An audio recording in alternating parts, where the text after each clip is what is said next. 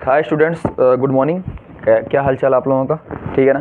देखिए, मैं बायोमॉलिक्यूल्स लेकर आया हूँ। सबसे ज़्यादा डिमांड है, इसको मैंने कोचिंग में भी नहीं पढ़ाया था और ठीक है, वीडियो को सहारे छोड़ दिया था। तो मैं उतनी ही मेहनत के साथ, उतने ही भरोसे के साथ, उतनी ही अच्छी वीडियो लेकर आ रहा हूँ बायोमॉलिक्यूल्स की। आप बस देखिएगा, पढ़िएगा और 6 नंबर फ्री के ले जाइएगा। पहली चीज़ देखते हैं, कार्बोहाइड्रेट। सबसे पहली चीज़ देखेंगे, व्हाट इज़ द कार्बोहाइड्रेट। तो कार्बोहाइड्रेट क्या होता है? ऑप्टिकली एक्टिव होता है ना। ऑप्टिकली एक्टिव डायरेक्ट याद रखना है। होता क्या है, आप लोगों को पढ़ाया जाता है, जो रोटेट करता है पीपीएल वगैरह को, ठीक। पॉलीहाइड्रोक्सी एल्डिहाइड या कीटोन। देखो, पॉली का मतलब बहुत ज़्यादा, हाइड्रोक्सी का मतलब क्या होता है? OH ग्रुप, एल्डिहाइड या कीटोन। आइए समझते हैं। यहाँ पर देखो, ये एल्डिहाइड है, यहाँ से देख सकते हो एल्डिहाइड है, ठीक है, एल्डिहाइड है। पॉलीहाइड्रोक्सी का मतलब बहुत सारे OH ग्रुप लगे हुए। देखो 1 2 3 4 5 OH ग्रुप लगे हुए हैं। तो केमिकली पॉलीहाइड्रोक्सी एल्डिहाइड कीटोन, पहला क्वेश्चन यहाँ पर बनता है। दूसरी चीज़ क्या होता है, ऐसे कार्बोहाइड्रेट जो मीठे होते हैं, स्वीट होते हैं, उन्हें क्या बोलते हैं? शुगर बोलते हैं। और कार्बोहाइड्रेट को ही दूसरा नाम क्या देते हैं? सैकराइड। सैकराइड का मतलब भी क्या होता है? ग्रीक में शुगर होता है, ठीक है ना। दूसरी चीज़, कुछ इन्फॉर्मेशन ये है, कैसे लिखा जाता है CxH2OY। एग्जाम्पल देखो, यहाँ पर भी 6, यहाँ पर भी 6, ठीक है ना। तो क्या बन गया आपका? ग्लूकोज बन गया। हाइड्रेट ऑफ कार्बन कहते हैं। देखो, हाइड्रेट, कार्बन का हाइड्रेट, H2O है ना कार्बन का, तो हाइड्रेट ऑफ कार्बन भी कहते हैं। एक चीज़ पूछी जा सकती है कि हाइड्रोजन और ऑक्सीजन का रेशियो कितना होता है? आप देख सकते हैं 2:1 होता है। दूसरा क्वेश्चन जो पूछा जाता है, सारी चीज़ें मैंने ली हैं। Behaviour and hydrolysis. तो पॉलीसैकेराइड, देखो पॉली का मतलब बहुत ज़्यादा सैकेराइड। पॉलीसैकेराइड को जब हाइड्रोलाइसिस करवाओगे, पानी के प्रेजेंस में तोड़ोगे, वो ऑलिगो में जाएगा। ऑलिगो का मतलब क्या होता है? 2 से 10। देखो ये बहुत सारे हैं, तो उनको तोड़ोगे 2 से 10 आएंगे। इनको भी तोड़ोगे तो मोनोसैकेराइड आएगा, और मोनोसैकेराइड का फर्दर हाइड्रोलाइसिस नहीं होता। तो ये क्वेश्चन बन जाता है, ठीक है ना। आइए देखते हैं, मोनोसैकेराइड, डाइसैकेराइड, पॉलीसैकेराइड। अब मैंने जितनी भी यहाँ चीज़ें लिखी हैं, इनसे क्वेश्चन बन चुका है। बहुत ही मेहनत के साथ इन चीज़ों को लिखा है, एक बार देखिएगा। मोनोसैकेराइड जिसको हम फर्दर हाइड्रोलाइज कर नहीं सकते हैं और नहीं तोड़ सकते हैं, पहला क्वेश्चन ये बनता है। सिंपलेस्ट शुगर होता है। सारे के सारे क्या होता है? रिड्यूसिंग होते हैं। अभी हम देखेंगे व्हाट इज द रिड्यूसिंग, लेकिन अभी याद रख रहा है, सारे के सारे क्या होते हैं? रिड्यूसिंग होते हैं, रिड्यूस करते हैं, ठीक है ना। और all D and L form, जो ऑप्टिकली एक्टिव की मैंने बात की थी, ऑप्टिकल आइसोमर की, सब D और L फॉर्म में होते हैं, एक्सेप्ट आपको याद रखना है di hydroxy acetone. Di hydroxy acetone direct आपको याद रखना है। अब ये देखो, इसका एग्जाम्पल कौन कौन सा है? ग्लूकोज, फ्रक्टोज, गैलेक्टोज, ये इसके एग्जाम्पल होते हैं। एग्जाम्पल को आप क्लियरली आपको बता रहा हूँ, एग्जाम्पल अच्छे से याद रखना है। मोनो का कौन है, डाई का कौन है और पॉली का कौन है, ठीक। दूसरा चीज़, ये क्वेश्चन आया है एल्डोज और कीटोज। एल्डोज का मतलब एल्डिहाइड ग्रुप, अगर ऊपर फ्री CHO एल्डिहाइड ग्रुप है तो एल्डोज, और अगर वहाँ कीटोन है तो कीटोज, ठीक है ना। तो एल्डोज में क्या आएगा? ग्लूकोज, और कीटोज में क्या आएगा? फ्रक्टोज आएगा। फ्रक्टोज एक कीटोन होता है। ये क्वेश्चन ऑलरेडी आ चुका है। एनोमर, एपीमर अभी आपको बताऊंगा। तो अभी के लिए क्या याद रखना है? एनोमर में अल्फा और बीटा होते हैं, वही ग्लूकोज के अल्फा और बीटा होते हैं। एपीमर में ग्लूकोज, गैलेक्टोज, मैनोज, ये तीनों होते हैं, ठीक है ना। तो ये आपको, इस पे क्वेश्चन बहुत ज़्यादा बार आ चुका है, एनोमर पे और एपीमर पे, तो आपको ध्यान देना है, ठीक। डाइसैकेराइड की बात करते हैं। ओलिगोसैकेराइड 2 से 10 प्रोड्यूस करता है, तो ओलिगोसैकेराइड के अंदर ही डाई आते हैं। स्पेशल कैटेगरी है। डाई का मतलब क्या है? 2, यानी इनको जब हाइड्रोलिसिस करवाओगे क्या आएगा? 2 आएगा। अब मैंने इसको याद किया है अपने जुगाड़ से, जैसे मैं बता रहा हूँ ऐसे याद कर लिए। देखिए, इसके एग्जाम्पल है माल्टोज, लैक्टोज, सुक्रोज। मैंने ऐसे याद किया लाइन से, अगर आप लाइन से याद करेंगे कभी नहीं भूलेंगे, समझिए। मालासू, माला, देखो ये माल्टोज हो गया, मालासू, MA मा, LA ला, SU। तो मालासू कैसे याद करना है? इनकी यूनिट को कैसे याद करना, समझो। देखो, ग्लूकोज, ग्लूकोज, ग्लूकोज, पहले आपने क्या याद किया? लाइन से, मालासू, maltose, lactose, sucrose. Glucose, glucose, glucose, तीनों लाइन में लिख दिया ग्लूकोज। अगली लाइन में ग्लूकोज, गैलेक्टोज, फ्रक्टोज, जैसा कि मैंने देखी है ना।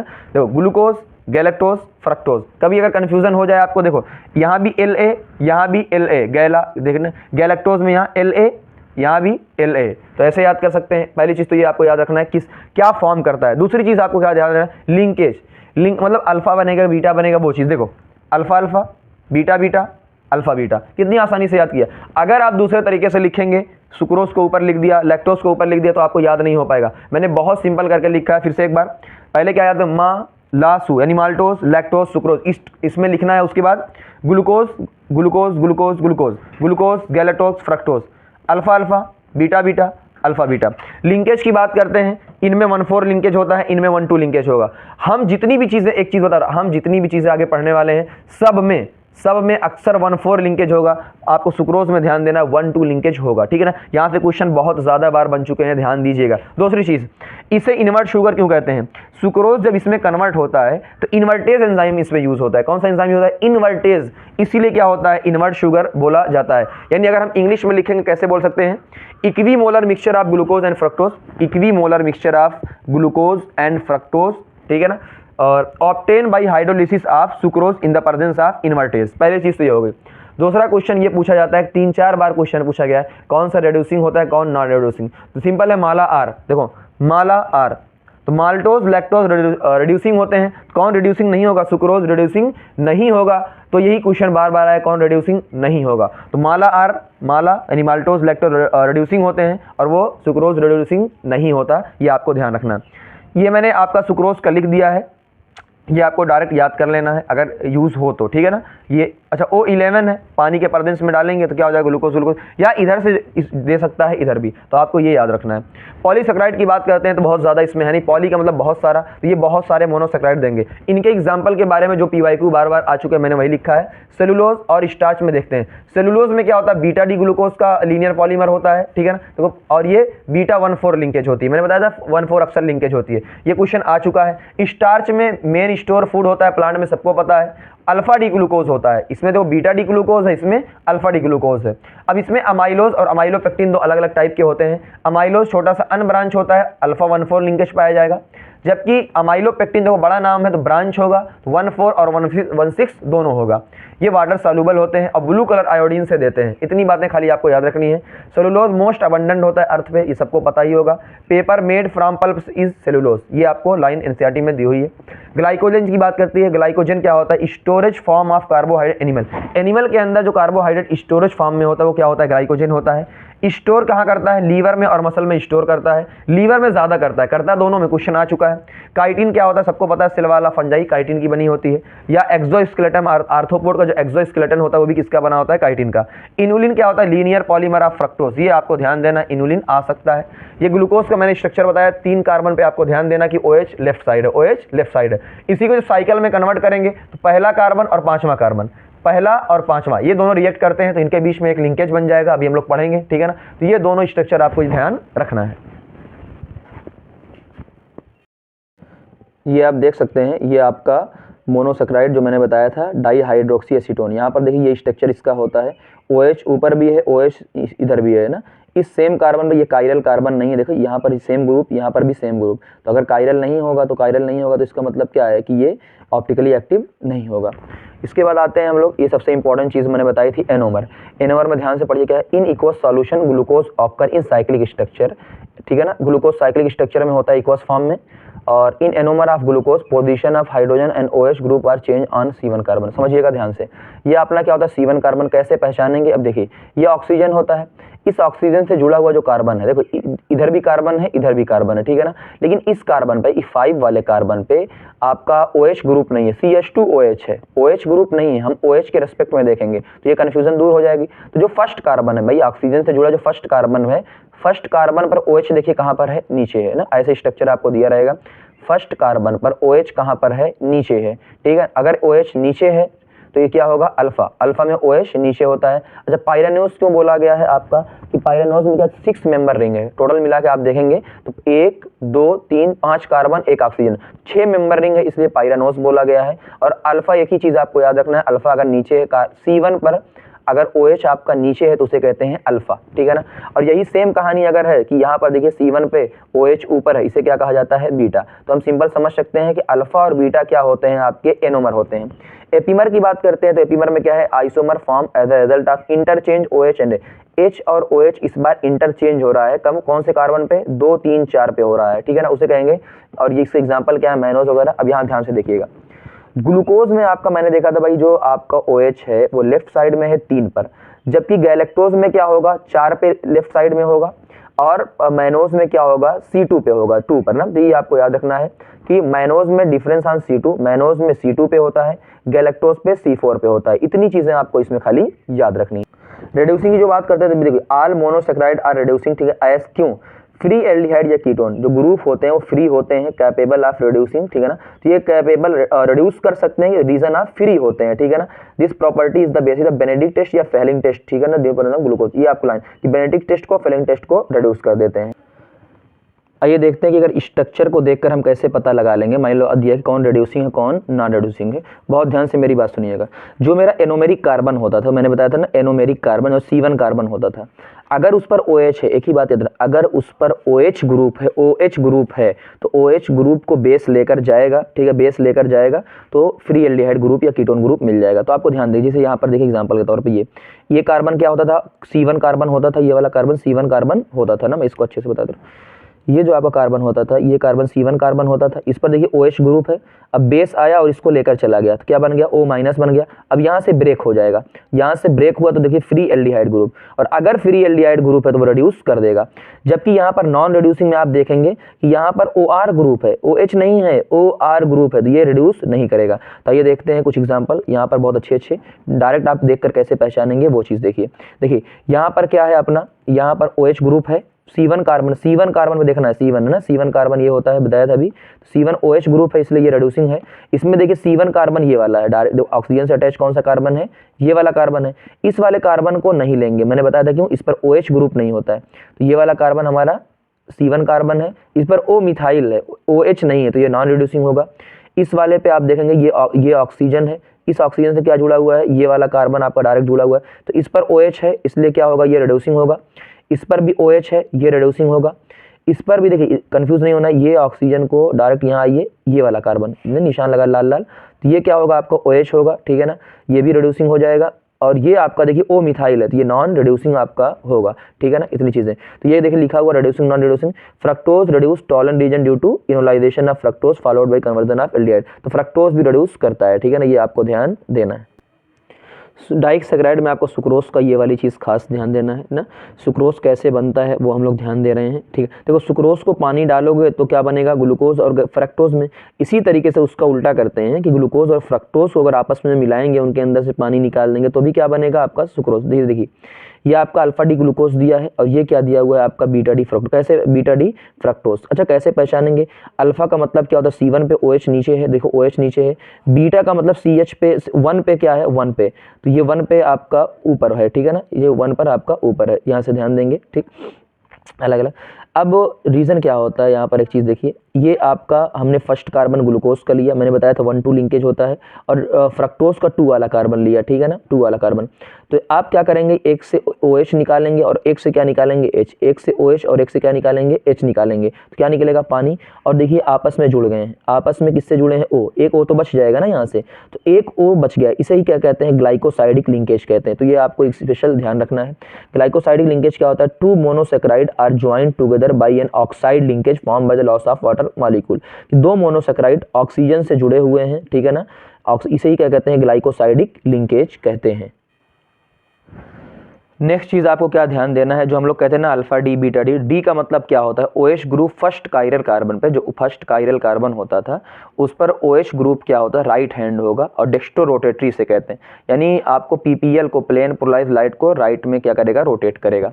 रिएक्शन ऑफ ग्लूकोज से बहुत बार क्वेश्चन आया हुआ है, इसको ध्यान से देखिएगा। ये ग्लूकोज आपका दिया है, पहला आपका होता है अगर HI क्या होता है, मैंने पढ़ाया था उसमें अभी जल्दी। HI क्या करता है, सारे के सारे ग्रुप को हटा देता है या सिंपल 6 कार्बन में कन्वर्ट कर देता है। NH2OH अगर इसको देंगे तो क्या बनेगा, ग्लूकोज ऑक्साइम बनेगा, आपको ऐसे डायरेक्ट ये रट लेना है। ब्रोमीन वाटर अगर डालेंगे तो ग्लूकोनिक एसिड में कन्वर्ट होता है, और अगर HNO3 डालेंगे तो सैकरिक एसिड में, और अगर HCN डालेंगे तो साइनोहाइड्रिन में, ये भी पढ़ाया जा चुका है। अगर ये आप डालेंगे तो इससे क्या बनेगा, ग्लूकोज पेंटा एसीटेट बन जाएगा।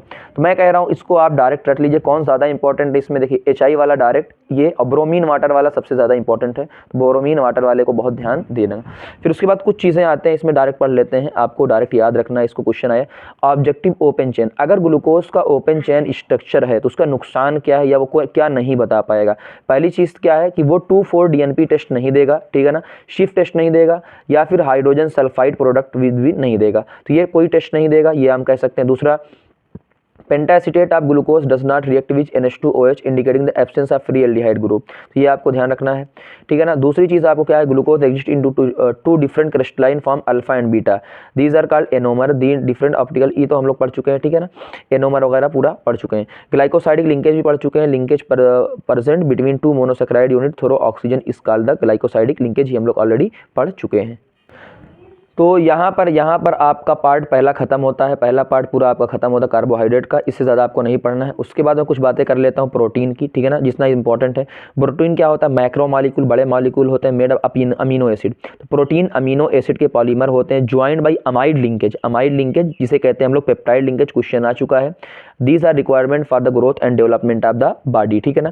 अमीनो ग्रुप को देखते हैं क्या होता है, बहुत इंपॉर्टेंट क्वेश्चन आ चुका है। This contain amino group and acidic COH, यानी इसके अंदर अमीनो ग्रुप भी होता है और इसके अंदर COH भी होता है, इसीलिए इसको कहते हैं एम्फोटेरिक। क्यों, ये बेस होता है, ये एसिड होता है, तो एम्फोटेरिक कहलाता है। बहुत बार क्वेश्चन आ चुका है, क्यों, in solution they exist in the form of zwitter ion, यानी डाइपोलर आयन के फॉर्म में होता है। जल्दी जल्दी कुछ बातें हम लोग पढ़ लेते हैं। पहले बताए प्रोटीन क्या, हेट्रोपॉलीमर ऑफ अमीनो एसिड होता है। अमीनो एसिड के अंदर अमीनो ग्रुप होता है, और ये आपको देख सकते हैं अमीनो एसिड का सब्स्टिट्यूटेड मेथेन होता है। कि मेथेन के क्या, देखो मेथेन CH4 होता है, एक हाइड्रोजन हटा के ये डाल दिया, एक हाइड्रोजन हटा के ये डाल दिया। तो अगर ये सिंपलेस्ट है, इसे ग्लाइसिन हम लोग कहते हैं, ठीक है ना। देखो NH2 और COH ये क्या रहते हैं, अपना कांस्टेंट रहेगा, और एक हाइड्रोजन, तो एक हाइड्रोजन बदलेगा। अगर ये तो अगर यहाँ हाइड्रोजन है तो ग्लाइसिन, यहाँ पर CH3 ग्रुप है तो एलानिन कहलाता है, और यहाँ का CH2OH है तो क्या कहलाएगा, सीरीन आपका कहलाएगा, ठीक है ना। ये देख लग सकते हैं आप भाई, एसिड भी है, बेस भी है, तो एक प्लस आएगा एक माइनस आएगा, तो ज्विटर आयन इसे ही कहते हैं।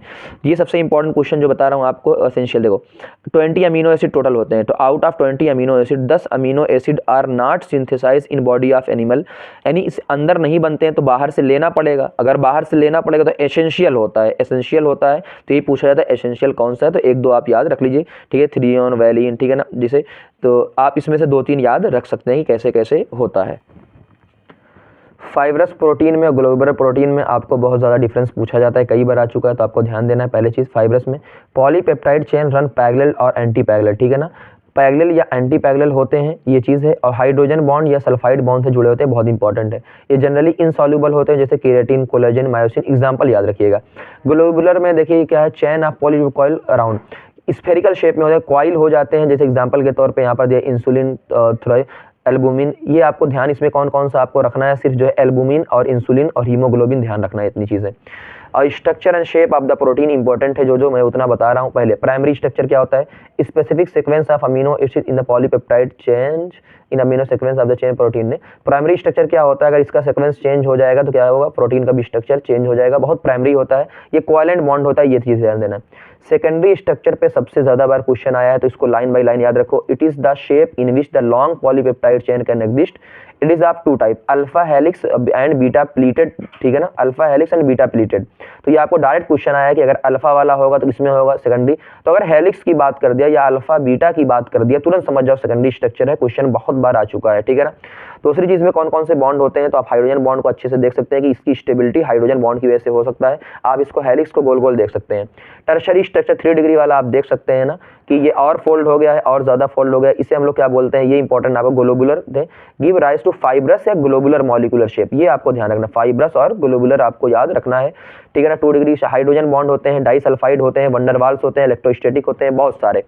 और क्वाटरनरी में क्या होता है, प्रोटीन कैन बी 2 और मोर सब यूनिट दिस, ठीक, ये क्वाटरनरी भी इतना ज्यादा इंपॉर्टेंट नहीं, बस आप देख सकते हैं इसको ध्यान से, ठीक है ना। Native state of protein, parental state of the natural protein is found. तो नेटिव स्टेट क्या होता है, द पैरेंटल स्टेट या नेचुरल स्टेट जो होता है उसमें क्या होता है, ये चीज। डीनेचुरेशन पे क्वेश्चन कई बार आ चुका है, देखिए destruction of the native state of protein, जो उसका नेचुरल स्ट्रक्चर था वो खराब हो जाता है, ठीक है ना। It can be brought by physical या केमिकल मेथड से, भाई फिजिकल मेथड भी हो जा सकता है, केमिकल मेथड भी हो सकता है, और जो इसका पीएच चेंज की वजह से भी हो सकता है डीनेचुरेशन, ठीक। 2 डिग्री 3 डिस्ट्रॉय, तो आपको सिर्फ क्या बाकी रहेगा, 1 डिग्री, इसमें ध्यान देना है, सिर्फ क्या बाकी रहेगा, 1 डिग्री बाकी रहेगा, बाकी सब खत्म हो जाएंगे। एग्जाम्पल आया था कर्डलिंग ऑफ द मिल्क, ठीक है ना। एंजाइम का देखेंगे, एंजाइम क्या होता है, these are bio catalyst and generally globular protein होते हैं, ग्लोबुलर प्रोटीन होते हैं, ये इंपॉर्टेंट है। Invertase, zymase, phenyl anil hydroxide, ये सारी चीजें, इतनी एंजाइम के बारे में। कैरेक्टरिस्टिक की बात कर लेते हैं, ये क्या करते हैं, पहली चीज तो रिएक्शन को बहुत तेज कर देते हैं, ये बहुत स्पेसिफिक होते हैं, ठीक है ना। स्पेसिफिक का मतलब खास खास के लिए होते हैं, और हाईली सेंसिटिव होते हैं, पीएच और टेम्परेचर पे बहुत ज़्यादा सेंसिटिव होते हैं, बहुत ज़्यादा काम इतना नहीं है। विटामिन की बात कर लेते हैं, these are organic compound required in the diet in small amount में चाहिए to perform specific biologic function और maintain the optimum growth and health of the organism. They are classified. तो फैट सॉल्युबल आपको याद रखना है कि फैट सॉल्युबल कौन कौन देखो ए डी ई के बहुत सारे होते हैं, फैट सॉल्युबल होते हैं, ठीक। वाटर सॉल्युबल का स्पेशल याद रख लीजिएगा, बी, विटामिन बी और विटामिन सी। बी और सी क्या होते हैं आपके वाटर सॉल्युबल होते हैं, ये आपको ध्यान रखना है। तो आप डिसीज को देख सकते हैं, विटामिन के डिसीज में इसमें कौन कौन से इंपॉर्टेंस ज़्यादा देखिए, विटामिन ए का आपका नाइट ब्लाइंडनेस इंपॉर्टेंट है बहुत ज़्यादा। विटामिन बी6 का आप देख लीजिए कन्वर्जन, ये भी इंपॉर्टेंट है, ठीक है ना। और विटामिन बी12 का ये परनीशियस एनीमिया जो है ना ये, और सी का स्कर्वी बहुत आता है, क्वेश्चन अक्सर आता है। और के में क्या होता है आपका इंक्रीज ब्लड क्लॉटिंग ना, ये चीज़ आपका ध्यान देना है। न्यूक्लिक एसिड के बारे में जान लेते हैं थोड़ा सा। न्यूक्लिक एसिड क्या होता है, these are biomolecule which are long chain of polymer of nucleotide. ये 21 और 22 दोनों में पूछा गया था, न्यूक्लिक एसिड क्या होता है, लॉन्ग चेन ऑफ न्यूक्लियोटाइड। दो टाइप के होते हैं, डीएनए और आरएनए होते हैं। हम समझते हैं कि डीएनए और आरएनए होते क्या है, देखो डीएनए के अंदर क्या डबल हेलिकल स्ट्रक्चर है, आरएनए के अंदर सिंगल स्ट्रक्चर होता है। शुगर इज 2 डीऑक्सीराइबोज होता है, यहाँ शुगर राइबोज होता है, नाम में ही राइबोज डीऑक्सीराइबोज। इसमें इंपॉर्टेंट क्या देखो एटीजीसी और यहाँ पर एयूजीसी, यानी कि देखो एडेनिन ग्वानिन साइटोसिन, यहाँ थाइमिन एक्स्ट्रा है। डीएनए में थाइमिन पाया जाएगा, टी पाया जाएगा, जबकि इसमें नहीं पाया जाएगा, आपको याद रखना है। ये क्या करता है, प्रॉपर्टी ऑफ रेप्लिकेशन है, ये रेप्लिकेट नहीं करता, ठीक है ना, यानी डीएनए से डीएनए बन सकता है, रेप्लिकेशन करता है। ये क्या होता है, ट्रांसमिशन ऑफ हेरिडिटी कैरेक्टर है, जबकि ये प्रोटीन बनाता है, ये आपको ध्यान रखना है। ये आता है क्वेश्चन आपका न्यूक्लियोसाइड में और न्यूक्लियोटाइड में डिफरेंस क्या है। देखो न्यूक्लियोसाइड एस का मतलब साइड 2 सेकेंडरी, ठीक है ना, और टाइड का मतलब 3। तो अगर बेस और शुगर है, भाई बेस और शुगर है तो न्यूक्लियोसाइड है, उसमें एक और मिला दिया, टाइड का मतलब टी से 3, तो एक और चीज मिला दो, फॉस्फेट ग्रुप मिला दो, ये क्या बन गया, न्यूक्लियोटाइड बन जाता है आप। तो वैसे तो गाइस आपका पूरा का पूरा हो चुका है, ये कुछ फंक्शन है, आप इसको ध्यान दे दीजिएगा, ठीक है ना। बाकी आपका पूरा का पूरा हो चुका है, इतना ही पढ़ने की जरूरत है, बहुत ज़्यादा पढ़ने की जरूरत नहीं है, ठीक है ना। कार्बोहाइड्रेट वाला पार्ट बहुत ज़्यादा इंपॉर्टेंट था, उस पर ध्यान दीजिएगा। Best of the luck, thank you very much.